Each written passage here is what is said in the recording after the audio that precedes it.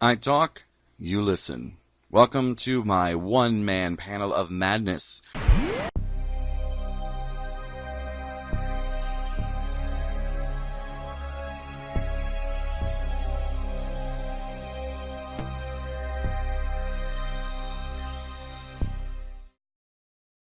Hey everybody, this is Dr. Gio Who, and alright, so we've come to the end of Series 11 of Doctor Who. Now, that was a Freudian slip because I have been thinking about Peter Capaldi for like the past few weeks.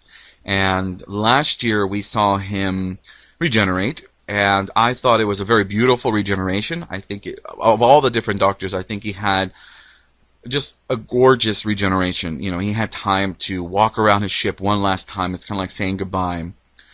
He had time to leave himself a note, as it were, for his next incarnation.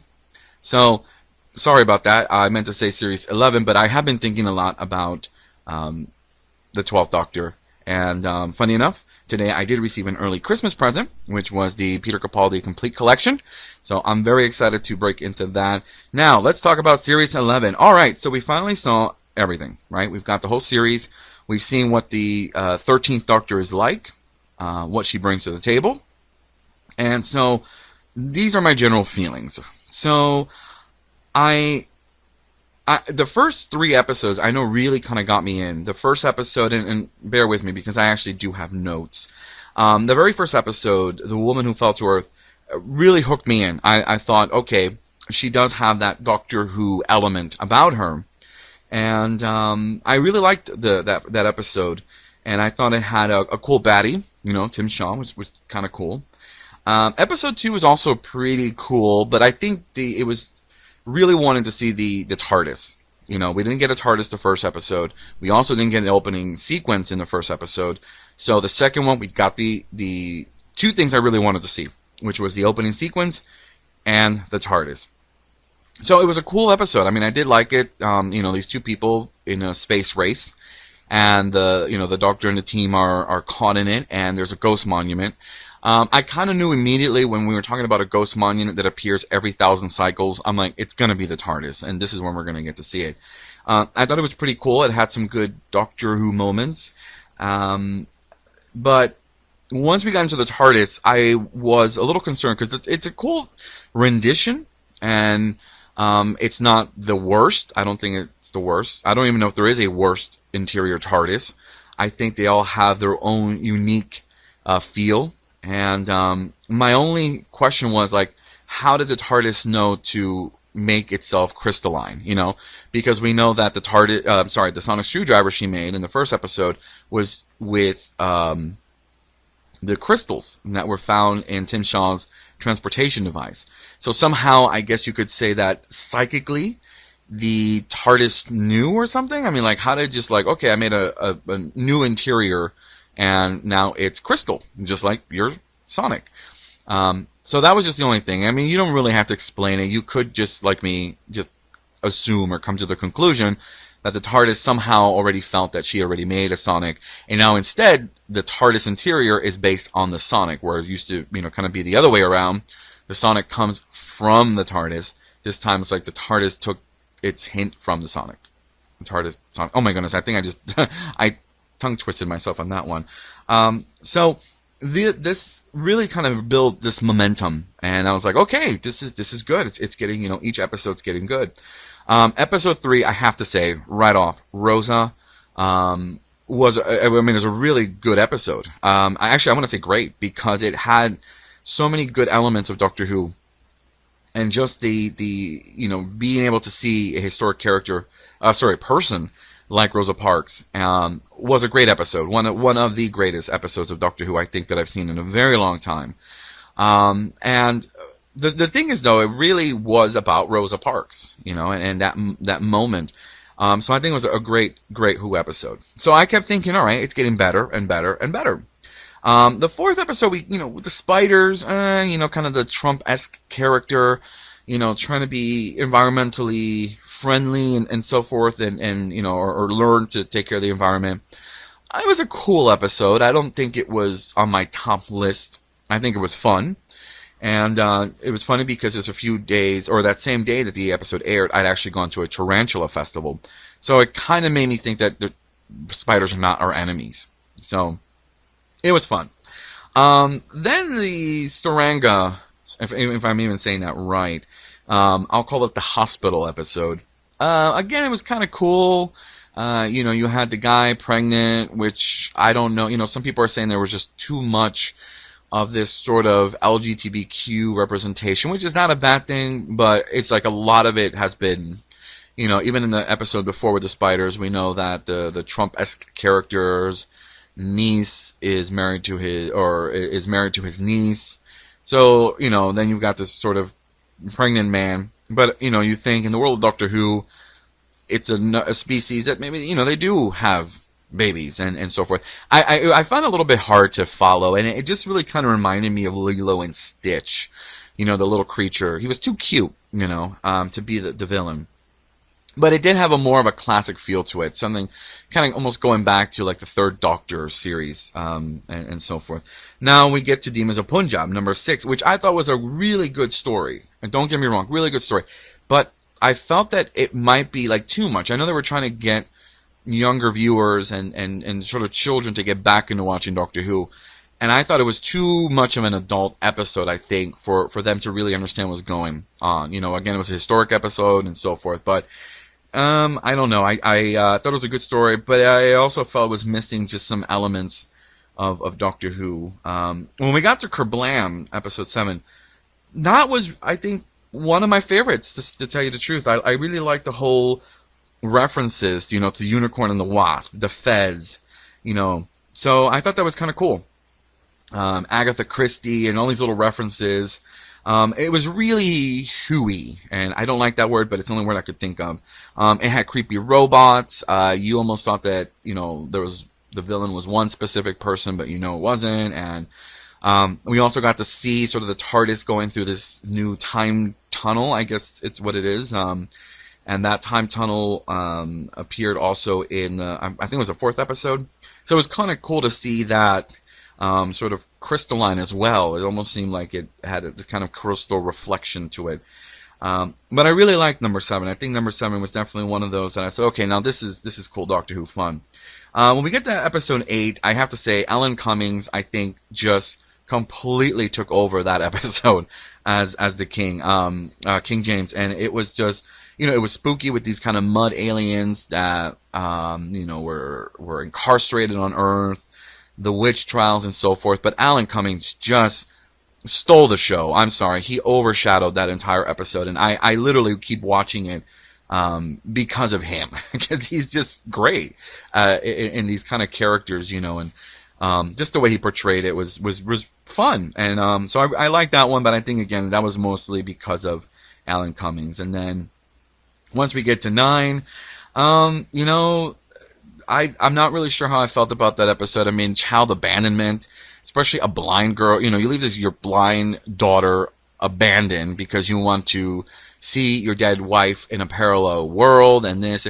So it had some cool sort of Doctor Who-esque elements, but I just felt I couldn't stop feeling bad for this poor girl. I mean, the dad lied, created a monster.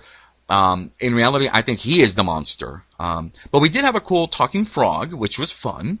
The flesh moths, which were cool too. The little balloon light sources. So it had a lot of little elements of Doctor Who. And, it had Grace, who I really, really liked from the first episode, and sad that she had to go. The Solitrax, which a new sort of character, I guess, a conscious universe.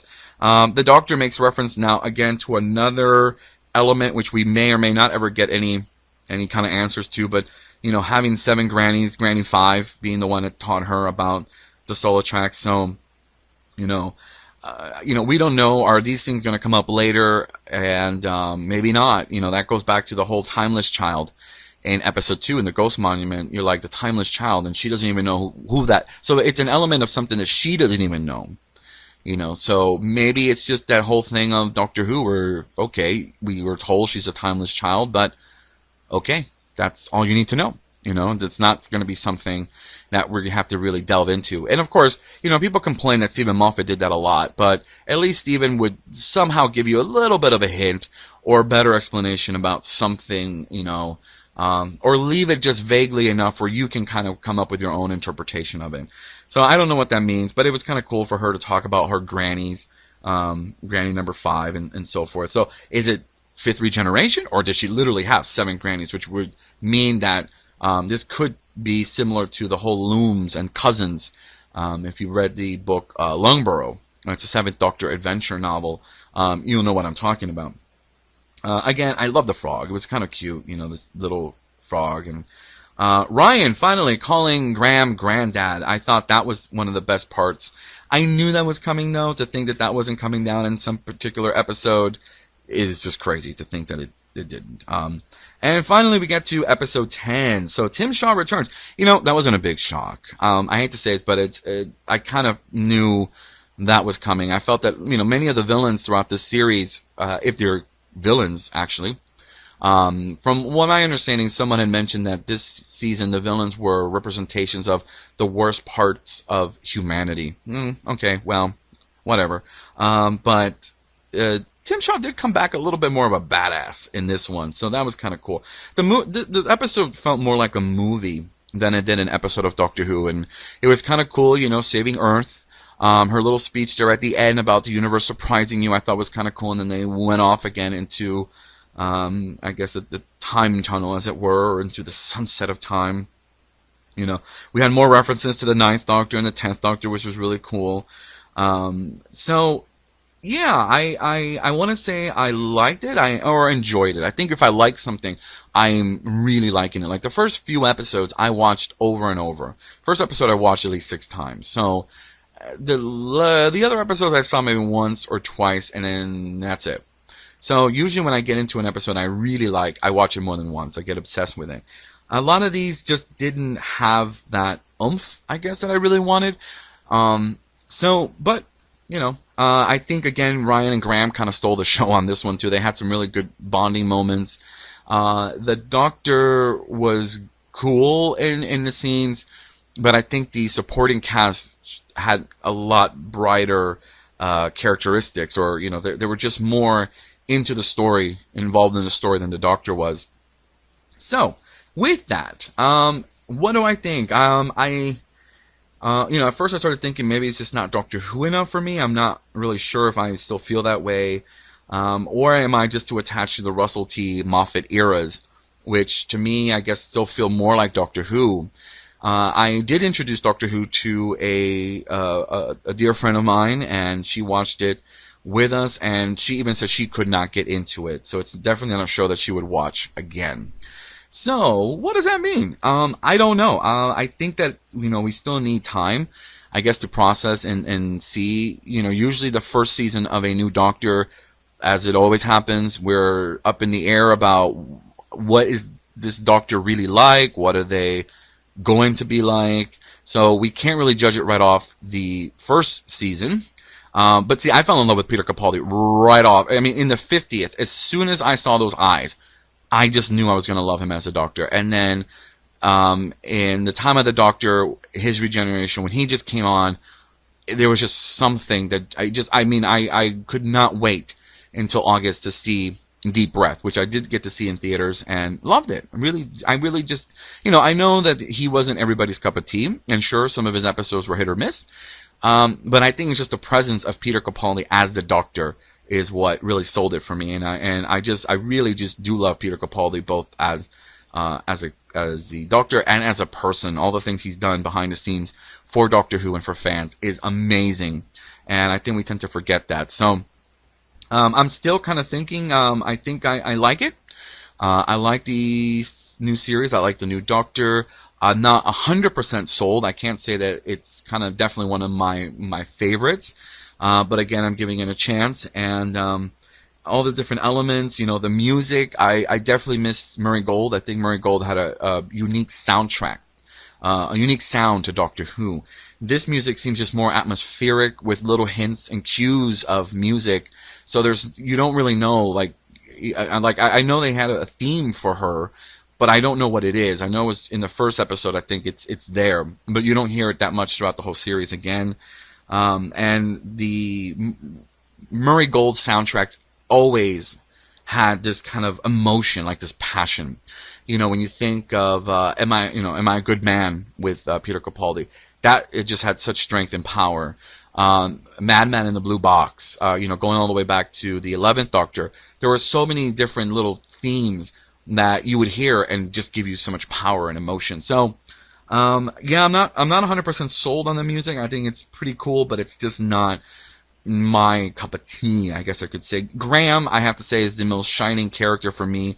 Bradley Walsh, just I don't know. He had this Wilfred Mott-esque aspect to him that I really liked, and he was very much a source of, I don't want to say inspiration. Well, yeah, inspiration, especially in the last episode. He didn't give in to his passions, revenge. Instead, he was the better person. So, other than that, Ryan, yeah, cool character, I guess you could say. Yaz didn't really grow on me. So I would have to say that if I were to rate this series from 1 to 10, of course 10 being the highest, I would probably say it's definitely around a 6 to 7, maybe an 8, but I've got to definitely say 6 to 7, maybe 6.5 for me. And that might change, because of course we have a whole freaking year to really watch and digest these 10 episodes, and of course the upcoming New Year's episode. And I have a whole other rant and ramble coming on that, because I know I'm hitting close to 20 minutes on this, and I don't want to bore you. So I am definitely going to end it here with those notes, but I'm just glad we had Doctor Who. And one of the things I am very happy and proud of being a fan of Doctor Who is that our show definitely can change. It could be anything. It could be, a Scotsman. It could be a David Tennant. It could be a Tom Baker. It could be a Jodie Whittaker. Some people say that the Doctor has always been established as a man, but I think that's what Doctor Who, why it's so unique. It could be anything, really. It's not just a male role or just a female hero. It could be anything. Hey, we may get a Doctor Who's alien at some point and not even humanoid, which I would love to see. I think that would be one of my favorite things. So, comment below. Let me know what you think. There's still more to talk about, so I'm going to end it on that for Series 11, and I'll talk a little bit more about some more upcoming things on the next few shows. So